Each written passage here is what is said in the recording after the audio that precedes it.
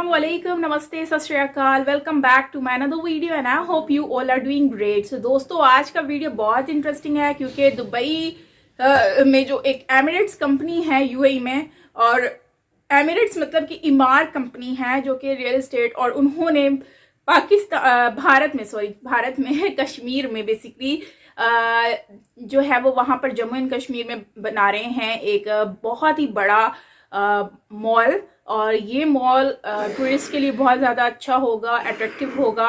और इससे पहले भी इन्वेस्टमेंट का हमने सुना था कि यूएई जो है वो इंडिया में इन्वेस्टमेंट करना चाहती है। सो चलते इस इंटरेस्टिंग वीडियो को देखते हैं कि ये मॉल वाकई में ही बनने वाला है, यहाँ पे ये ऐसी खबर है। सो वर्ल्ड अफेयर की वीडियो है, चलते वीडियो की तरफ रिएक्ट करते हैं। So let's start.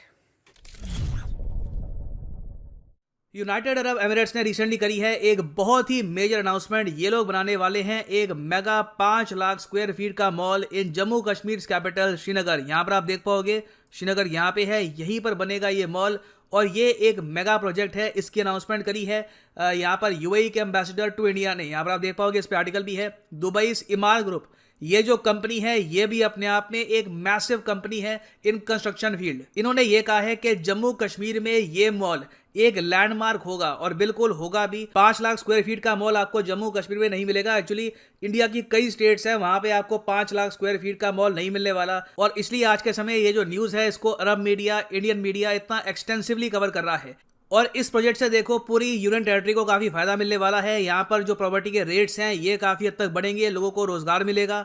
और ऑब्वियस ही बात है जम्मू कश्मीर यूटी में इससे टूरिज्म भी अट्रैक्ट होगा, क्योंकि अभी तक यहाँ पे आप अगर देखो शॉपिंग सेंटर, मॉल्स, इनकी काफ़ी कमी थी। और अब इंडिया लेके भी यहाँ पर किसको आया है? इमार ग्रुप को। अब इस ग्रुप के बारे में आपको कुछ पहले पता होना चाहिए, तब आप समझ पाएंगे कि ये जो प्रोजेक्ट है इतना बड़ा क्यों है, क्यों दुनिया भर का मीडिया इसको कवर कर रहा है। देखो, इमार ग्रुप एक बहुत ही बड़ी रियल एस्टेट कंपनी है यूनाइटेड अरब एमिरेट्स की। इसकी जो टोटल वैल्यूएशन है ये बताई जाती है 15 से 16 बिलियन डॉलर्स के आसपास है एज ऑफ 2021। और आई एम श्योर आप लोगों ने बुर्ज खलीफा के बारे में काफी बार सुना होगा, द वर्ल्ड्स टॉलेस्ट बिल्डिंग।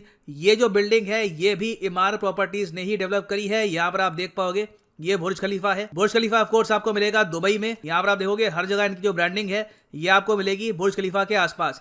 और ना सिर्फ बुर्ज खलीफा, उसके अलावा यूएई में जो भी लैंडमार्क प्रोजेक्ट्स है जिसकी वजह से यूएई में बहुत सा टूरिज्म आता है, ये इमार ग्रुप ने ही बनाए हैं। अब for example Dubai mall. Dubai mall है दुनिया का सबसे बड़ा shopping centre by total area cover. बताया जाता है कि 50 लाख स्क्वायर फीट का टोटल एरिया ये कवर करता है। एक ह्यूमंगस प्लेस है शॉपिंग करने के लिए। एक दिन में पूरा जो ये मॉल है एक आदमी घूम ही नहीं सकता। कई लोग एक्चुअली जो कहते हैं ना दुबई में शॉपिंग करने के लिए जाते हैं, वो फ्लाइट करके सीधा दुबई मॉल में जाते हैं, यहाँ पर करते हैं शॉपिंग और बाहर आ जाते हैं। और अपने यहाँ पे देखिए दुनिया भर के सारे ब्रांड, सारे मेजर कंपनीज यहाँ पे आपको मिलेगी। और सिंस बुर्ज खलीफा भी इसके पास में ही है तो इससे टूरिज्म बहुत ज्यादा यहाँ पर जनरेट होता है। एक बहुत ही इंपॉर्टेंट रेवेन्यू का सोर्स है आज के समय यूएई के लिए ये मॉल और बुर्ज खलीफा। और ऐसा नहीं है कि इमार ग्रुप ने इससे पहले इंडिया में कोई मेजर प्रोजेक्ट कंप्लीट नहीं किया। आई एम श्योर आपको याद होगा कॉमनवेल्थ गेम्स 2010 के बारे में। ये कॉमनवेल्थ गेम्स होस्ट करी थी न्यू दिल्ली ने। हालांकि करप्शन बहुत हुआ था इन गेम्स में, तो बहुत ज़्यादा अच्छी यादें नहीं है हमारी। मगर आपको याद होगा जो गेम्स विलेज यहाँ पर बनाया गया था, जो आज भी खड़ा है, बहुत अच्छा बना था। और उस टाइम जो ये गेम्स विलेज है ये भी बनाया था इमार इंडिया ने। ये ऑफ कोर्स इमार प्रॉपर्टीज की इंडियन सब्सिडरी है। उसके अलावा भी आप अगर देखो तो इमार ने भारत में काफ़ी प्रोजेक्ट्स बनाए हैं। मगर जो ये जम्मू कश्मीर वाला प्रोजेक्ट है इसमें एक जियोपॉलिटिकल एंगल भी इन्वॉल्व है। यूएई की सरकार अच्छे से जानती है कि इमार कहाँ पे इन्वेस्ट करने वाली है। वहाँ पे सिक्योरिटी सिचुएशन थोड़ी बहुत कभी खराब रहती है। मगर मैं आपको ये बता दूं, कश्मीर के मामले में, कश्मीर के इशू को लेकर यूनाइटेड अरब एमिरेट्स हमेशा से इंडिया के साथ खड़ा है। इमार ने यहाँ पर यह कहा है कि ये मॉल तो सिर्फ एक बिगिनिंग है, इसके बाद जम्मू कश्मीर में ये लोग रियल एस्टेट, हॉस्पिटैलिटी मतलब कि और होटल वगैरह बहुत कुछ कंस्ट्रक्ट करने वाले हैं। और ऑब्जेक्टिव ये है कि जम्मू कश्मीर को प्रॉपरली इंडिया से ये लोग कनेक्ट करें इकोनॉमिकली भी। सड़कें तो बना देंगे हम, सड़कें, टनल वगैरह वो सब हम बना देंगे। मगर जो बिजनेसमैन है दिल्ली में बैठे हुए, मुंबई में बैठे हुए, चेन्नई में बैठे हुए, इनकी अट्रैक्शन हम कैसे बढ़ाएंगे जम्मू कश्मीर में? ऑब्वियसली पहले वहां पर कुछ ना कुछ इंफ्रास्ट्रक्चर होना चाहिए। तो इसलिए देखिए ये जो मॉल का आइडिया है ये बहुत ही इंटरेस्टिंग है। इससे ओवरऑल क्या होगा कि टूरिज्म यहाँ पे बढ़ेगा, बिजनेस भी बढ़ेगा। और आप अगर दिल्ली में भी देखो ना तो सबसे बड़ा जो यहाँ पर मॉल है ये 12 लाख स्क्वायर फीट का आपको मिलेगा इन ग्रॉस लीजेबल एरिया। इवन जो दिल्ली के बड़े बड़े मॉल आप अगर देखो तो 6 लाख स्क्वायर फीट के आसपास के होते हैं। जैसे for example select city walk हो गया, डीएलएफ का हो गया मॉल। 5 लाख स्क्वायर फीट का मॉल अगर ये लोग यहाँ पे बना रहे हैं तो ये कोई छोटा प्रोजेक्ट नहीं है और आप समझ सकते हैं अगर इमार यहाँ पे इन्वॉल्व है तो ये अपनी ब्रांड वैल्यू को भी सेव रखेंगे और कोशिश करेंगे कि जेन्युइनली एक बहुत ही खूबसूरत लैंडमार्क बने for the entire Jammu Kashmir. और इसके अलावा भी मैं आपको बता दूं कि इंडिया ने जब आर्टिकल 370 रिमूव किया था तब उस वक्त यूनाइटेड अरब एमिरेट्स उन पहले चुनिंदा कंट्रीज में से था जो इंडिया के सपोर्ट में आया था और यूएई ने यहाँ पर ओपनली कहा था कि हम लोग मानते हैं कि आर्टिकल 370 का रिमूवल इंडिया का इंटरनल मैटर है। और ये स्टेटमेंट आई थी एक ऐसे टाइम में जब इमरान खान कह रहे थे दुनिया भर के वर्ल्ड लीडर्स को कि इंडिया को रोको, आर्टिकल 370 वापस रिस्टोर करवाओ। अब यहाँ पे डेफिनेटली आप सोचेंगे मगर यूएई ऐसा भी नहीं है कि पाकिस्तान से बिल्कुल ही दूर हो गया है, बीच बीच में थोड़ा बहुत लोन उनको देते रहते हैं। देखिए ऑब्वियस ही बात है, यूएई ना इंडिया के समर्थन में है ना पाकिस्तान के अगेंस्ट है, इनको बस अपना इंटरेस्ट देखना है। यूएई के लिए बेस्ट सिनेरियो तो ये होगा कि इंडिया और पाकिस्तान दोनों के रिलेशंस काफी हद तक इंप्रूव हो जाए, मगर सिंस दोनों के रिलेशंस खराब हैं और काफी बार यूएई को चुनना पड़ता है इंडिया और पाकिस्तान के बीच में, तो इवेंचुअली जब चूज करने की बारी आती है तब ये इंडिया को ही चूज करते हैं। और इसका रीजन क्या है? रीजन मैं आपको दिखाता हूं यूएई की ऑफिशियल वेबसाइट से। तो ये है जी आपके सामने रीजन, ये है यूएई के टॉप 5 इंपोर्ट पार्टनर्स और ये है यूएई के टॉप 5 एक्सपोर्ट पार्टनर्स। ये जो वेबसाइट है बाय द वे ये embassy of United Arab Emirates in US की है, ठीक है, ऑफिशियल वेबसाइट है, सरकारी वेबसाइट है। यहाँ पे आप देख सकते हैं कि इंपोर्ट के मामले में हम चाइना से थोड़े से पीछे हैं, एक्सपोर्ट के मामले में हम चाइना से भी ऊपर आते हैं। हम लोग ट्रेड के मामले में यूएई के एक इंडिस्पेंसिबल पार्टनर हैं और मैं हमेशा कहता हूं कि कंट्रीज को अगर करीब लाना है तो ट्रेड में इंप्रूवमेंट लानी होगी। बहुत ही रेयरली होता है कि जब कंट्रीज अपने टॉप ट्रेडिंग पार्टनर के साथ रिलेशंस खराब करती हैं। इंडिया और रशिया का भी मैं यही कहूंगा ट्रेजेडी है कि दोनों कंट्रीज का जो ट्रेड है आज तक $20 बिलियन तक भी नहीं पहुंच पाया। जिस दिन मैं आपको ये बता दूं इंडिया और रशिया का जो ट्रेड है ये पहुंच गया 60 बिलियन 70 बिलियन के आसपास, तो रशिया ओपनली हर मामले में चाइना की आलोचना करेगा इंडिया के समर्थन में, जैसे कश्मीर के केस में यूएई कर रहा है।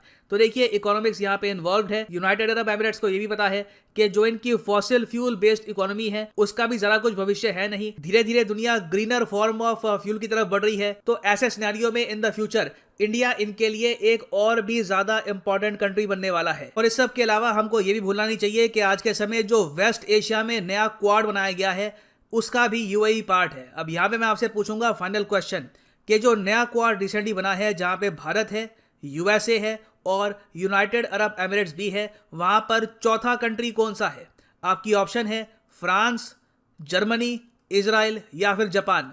कमेंट सेक्शन में करिए उत्तर, चौथा देश कौन सा है। जो सही आंसर देगा उसकी कमेंट को मैं हार्ट दे दूंगा ताकि बाकी लोग भी समझ पाएं कि सही आंसर क्या है थ्रू द कमेंट सेक्शन। और हाँ, यहाँ पर मैं ये भी ऐड कर दूं कि अनअकैडमी ने अपनी 2022 की जो सेल है 22% ऑफ की सेल ये 2 दिन के लिए कर दी है एक्सटेंड। रीजन ये है कि बहुत सी डिमांड आई है, बहुत से बच्चे अभी ये भी कह रहे हैं कि उनको और टाइम चाहिए टू अरेंज फाइनेंसेस, उनको चूज करने में टाइम लग रहा है, तो 48 आवर्स के लिए ये सेल और चलेगी और अब ये सेल 5 जनवरी रात 12 बजे हो जाएगी खत्म। तो सिंपली जाइए कमेंट सेक्शन में, यहाँ पे आपको मिलेगा ये लिंक, इस लिंक पे करो क्लिक और यहाँ पे आप परचेज कर पाएंगे यूपीएससी का कॉम्बो पैकेज। इस पैकेज में आपका यूपीएससी प्रीलिम्स, मेंस, ऑप्शनल तीनों की तैयारी होती है, मगर जो प्राइसेस यहाँ पर लिखे हैं। वीडियो वर्ल्ड अफेयर की वीडियो है और काफ़ी इंटरेस्टिंग है बिकॉज इसमें दुबई मतलब यूएई का इंडिया से बहुत अच्छा एक रिलेशनशिप भी है और उसी की वजह से जो है ये बहुत अच्छे तरीके से अपना इन्वेस्टमेंट कर रहे हैं। और इमार एक कंपनी ऐसी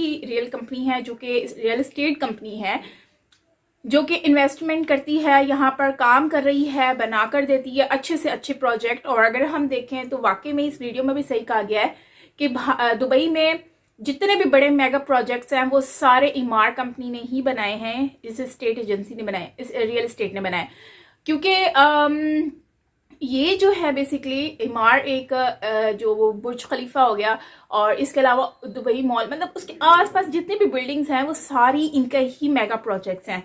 और पाकिस्तान में भी इन लोगों ने काम किया है समंदर पर। अगर आपने मेरा व्लॉग देखा हो 2 दरिया वाला व्लॉग तो उसमें आपको पता चलता होगा कि मैंने उसमें दिखाया भी है कि ये इमार का प्रोजेक्ट है और ये काफ़ी मेगा प्रोजेक्ट है इन पाकिस्तान कराची।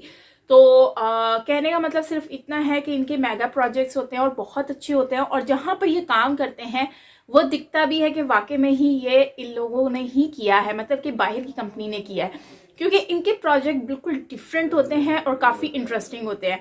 तो अब यूएई तो पूरा जो जगमगा रहा है इस तौर पर वो सारा इन्होंने ही किया है। तो खैर कश्मीर में देखें तो अभी ये खुद आ गया है, और वैसे तो डेवलपमेंट हो रही है, इंफ्रास्ट्रक्चर और हर चीज़ के ऊपर फोकस किया जा रहा है भारत की तरफ से। लेकिन भारत क्योंकि कश्मीर का तो बहुत मेगा इशू चल रहा है, तो मुझे लगता है कि कश्मीर में जो मेगा इशू है वो इसको ख़त्म करने के लिए, उसको रिजॉल्व करने के लिए मतलब यूएई को इस चीज़ से फ़र्क नहीं पड़ता कि वो क्या इश्यूज़ है उसमें, लेकिन वो इन्वेस्टमेंट करना चाहते हैं। वो कश्मीर को जो है वो खूबसूरत और बनाना चाहते हैं, वहाँ पर टूरिस्ट को जो है वो फ़रोग़ देना चाहते हैं और उससे कमाना भी चाहते हैं। जाहिर सी बात है, जो इन्वेस्टमेंट करना चाहता है तो वो कमाना भी चाहता है।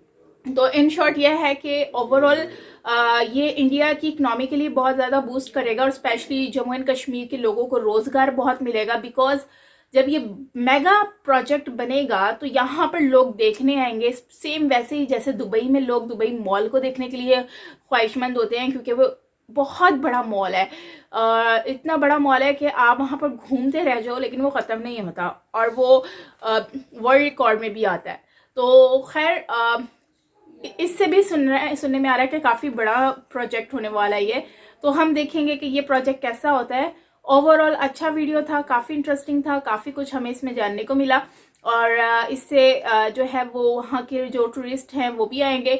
दूसरा, वहाँ के जो आम लोग हैं वो रोज़गार उनको मिलेगा, वो काम करेंगे, जॉब्स होंगी, शॉप्स होंगी, और अट्रैक्शन और ज़्यादा बढ़ जाएगी और लोग कश्मीर की तरफ आएंगे। इसके अलावा यूएई की कुछ टाइम पहले ही ये खबर आई थी कि यूएई कश्मीर में इन्वेस्टमेंट करने जा रहा है, और उससे मुआहदे हो रहे हैं इंडियन गवर्नमेंट से। तो अब इस बात पे कंफर्मेशन हो गई है, फाइनली ये न्यूज़ निकल कर आ रही है कि इंडिया के साथ उनके ये मुआहदे चल रहे हैं। सो दोस्तों, आपका क्या कहना है इस वीडियो के बारे में ज़रूर शेयर कीजिएगा कमेंट सेक्शन में। बाकी मिलते हैं नेक्स्ट वीडियो के साथ। Till then take care, bye bye.